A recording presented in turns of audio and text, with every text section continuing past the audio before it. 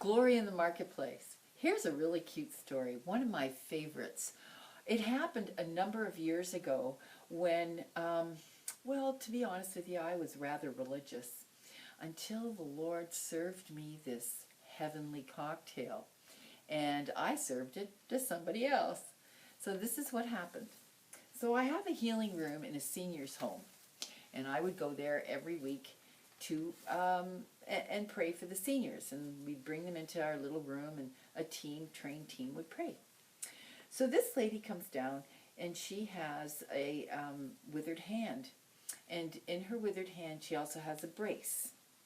So there was two of us on that day, and this is at the time that this was my healing room.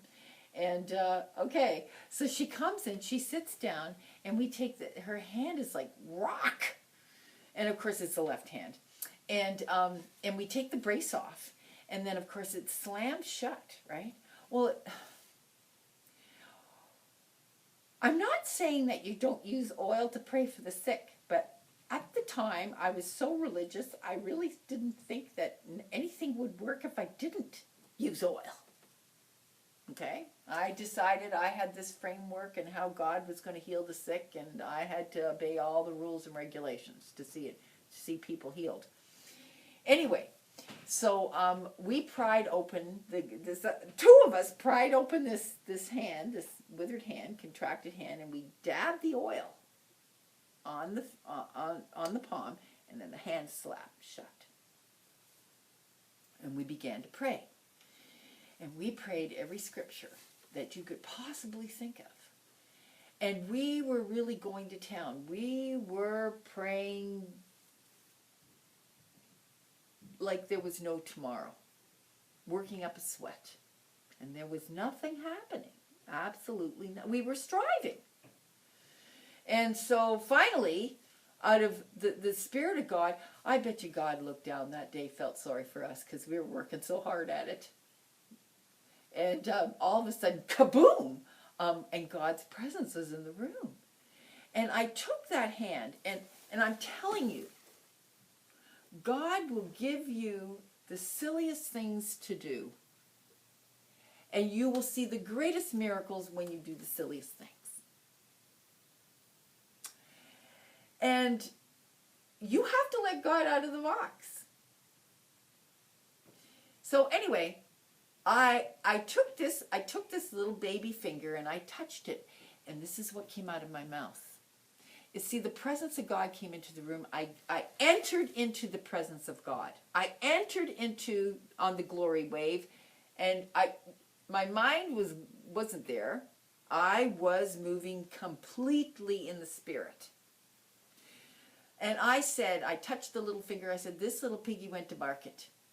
And you know, that contracted withered hand, that finger fell open. And then I touched the next one, and this little piggy stayed home. And that finger fell open. And then this little piggy had roast beef, the third finger, I hope you're catching this. And that finger fell open. Well, let me tell you something.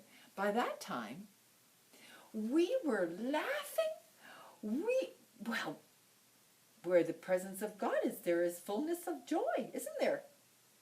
We were killing ourselves laughing, the three of us, and the person we were ministering to, and the two of us. And then I said, this little piggy, so this little piggy went to market. This little piggy stayed home. This little piggy had roast beef, and this little piggy had not. And we're still laughing, and all of a sudden. And how many times does this happen where the devil comes in, just pokes you in the shoulder and stops you? When that happens, flick him off and keep going. Don't give him the time of day. That enemy said to me, oh, you can't finish that song because that's not a holy song. And you know what? I shut that enemy down. I flicked him off. I sent him to the back of the bus. I sent him to the foot of the cross. You put it whichever way you want. I didn't pay any attention to him. And I got back up on that wave, and I said, and this little piggy went wee, wee, wee, wee, all the way home. And that withered hand That contracted hand that it took two of us to pry open was flat and as pliable as could be. And that lovely woman left with the biggest smile on her face, no brace on her hand, and a whole different outlook on the kindness and joy of the Lord. Heavenly cocktail. You want to know more about this?